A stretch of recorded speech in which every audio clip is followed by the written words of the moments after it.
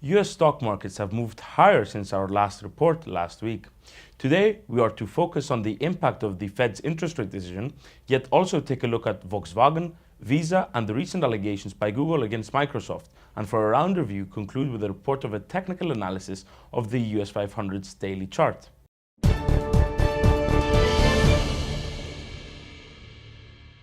The main event for equities traders last week was the Fed's interest rate decision, in which the Fed cut interest rates by 50 basis points, marking the start of the Fed's rate cutting cycle.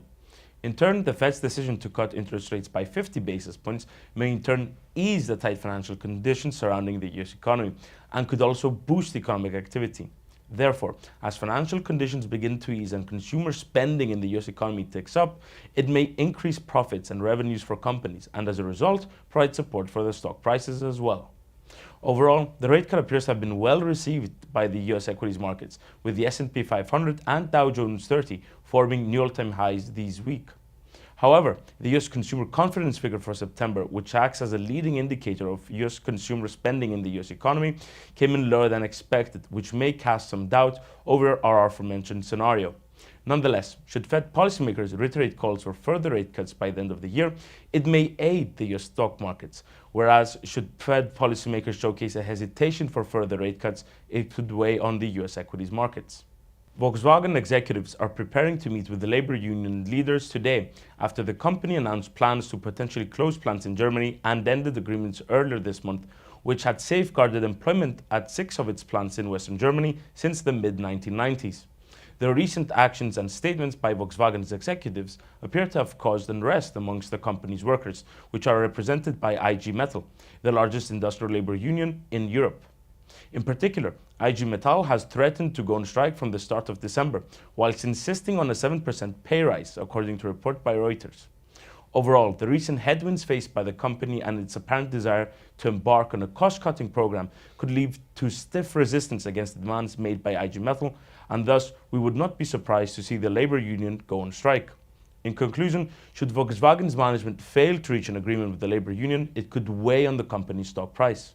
The Department of Justice announced earlier on today that it would be suing Visa over its exclusionary and anti-competitive conduct, which undermines choice and innovation in payment and imposes enormous costs on consumers, merchants, and the American economy, according to a press release.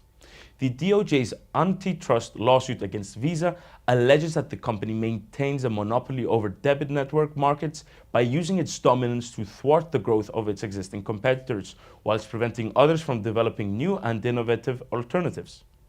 The allegations thrown by the DOJ against Visa could potentially weigh on the company's stock price, as should they be found guilty, the repercussions could inadvertently lead to a reduction in revenue and profit for the company. The S&P 500 edged higher yesterday and is currently in the process of forming a new all-time high figure. We opt for a bullish outlook for the index, and supporting our case is the upwards moving trend line, which was incepted on the 8th of August, in addition to the RSI indicator below our chart, which currently registers a figure above 60, implying a bullish market sentiment. For our bullish outlook to continue, we would require a clear break above the potential resistance level of 5,800, with the next potential target for the bulls being the 6,000 resistance line. On the flip side, for a bearish outlook, we would require a clear break below the 5,675 support line, with the next possible target for the bears being the 5,400 support level. Lastly, for a sideways bias, would require the index price to remain confined between the 5,675 support line and the 5,800 potential resistance level. From all of us here at RNFX, thank you.